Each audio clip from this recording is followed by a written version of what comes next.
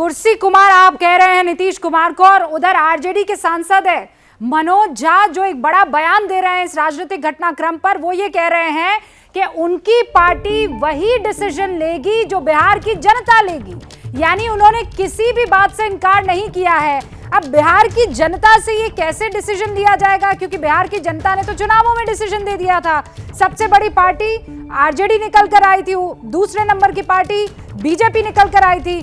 दोनों तो मिलकर सरकार बना नहीं सकते क्योंकि दोनों के आइडियोलॉजिकल डिफरेंसेस हैं। तो फिर जनता कैसे डिसाइड करेगी आज की तारीख में? क्या कहा सुन लीजिए।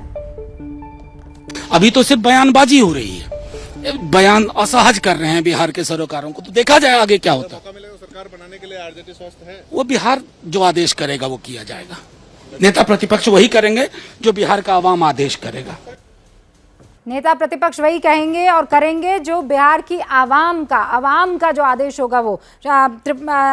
शिवम त्यागी कुछ कहना चाह रहे हैं और उसके बाद में बाकी मेहमानों को। मुझे लगता है कि इस तरह की बातों में तो अब इस देश को नहीं आना चाहिए। बिहार की जनता को जो तय करना है वो ऑलरेडी चुनाव में कर चुकी है। बिहार की जनता को जो तय करना है, और अगर मैं इसी पैनल पर बैठे हुए अंशुल अभिजीत जी की बात को मान लूं, उन्होंने कहा कि ये तो क्लियर था कि मोदी जी के नेतृत्व में चुनाव लड़ा गया था, उन्हीं के ऊपर ये मैंडेट आया था। तो इस हिसाब से तो अगर देखा जाए तो ये तो क्लियर कट धोखा हुआ ना, क्योंकि खुद कांग्रेस इस बात को मानती है। और एक चीज उन्होंने और बड़ी इंटरेस्टिंग कही कि बीजेपी के खिलाफ जो भी होगा हम उससे गठबंधन कर लेंगे, चाहे वो असदुद्दीन ओवैसी हो, चाहे वो बदरुद्दीन अजमल हो, चाहे वो नदीम सिद्दीकी, कोई भी हो, इन्हें कोई फर्क नहीं पड़ता। इस बात से बस इतना होना चाहिए कि जो मोदी के खिलाफ होगा, जो भारतीय जनता पार्टी के खिलाफ होगा, उसके साथ कांग्रेस खड़ी है, वो चाहे कोई भी हो, कोई भी मतलब कोई भी।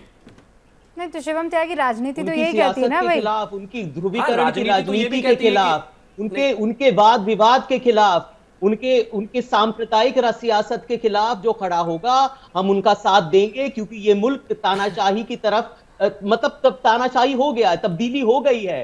ये जमहूरियत नहीं बचा, प्रजातांत्रिक परंपरा नहीं बची भाई साहब, ये इसकी तब्दीली हो गई है। अच्छा, तो कैसे हम हो गई? ये कहना चाहेंगे कि अंशुल जी कैसे हो गई तब्दीली, तब्दीली, जरा बताइए कैसे सांप्रदायिकता हो गई? अब नीतीश जी तो कल तक तो बीजेपी के साथ ही थे, उस सांप्रदायिकता के साथ ही थे। अगर मैं आपकी बात मानूं तो उनको तो बिल्कुल साथ में नहीं रहना चाहिए। हो रहा है विपक्ष का एक तरह से विपक्ष को आरोपी ठहराया जा रहा है, उनको बदनाम किया जा रहा है, तो ये तानाशाही हो ही गई। अच्छा, मतलब विपक्ष को बदनामी करना तानाशाही है, और ये बदनामी कौन कर रहा है? कोई भी नहीं भाई। जो बैठकों का दौर हो रहा है उस पर चर्चा हो रही है। अभी तो मुझे और भी एक और परेशानी नजर आती है कि आरजेडी के विधायक जो यहां पर बैठे हुए हैं वो कहते हैं कि भाई देखो, जिसकी सबसे ज्यादा सीटें हैं, जिसके पास सबसे ज्यादा नंबर्स हैं, मुख्यमंत्री तो उन्हीं के होने चाहिए। अब ये भी एक पेच है, यहां पर भी देखा जाएगा, क्योंकि हर किसी का बीजेपी जितना बड़ा दिल तो शायद मुश्किल होगा आज के समय में। नहीं तो आप क्या चाहते हैं शिवम त्यागी? सब आपका साथ दे दे, सब एक ही पार्टी का साथ दे, जहां जिसको जैसा फायदा नजर आ रहा है वो फायदा लेने की कोशिश होगी। ये हैं शर्मा जी, जो रात का खाना और देश दुनिया की सुर्खियां दोनों लेते हैं सुमित अवस्थी के साथ। अब ये हैं इनके पड़ोसी बैनर्जी साहब।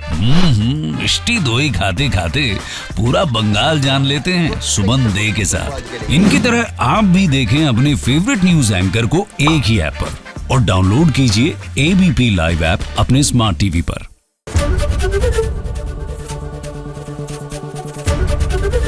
एबीपी न्यूज आपको रखे आगे।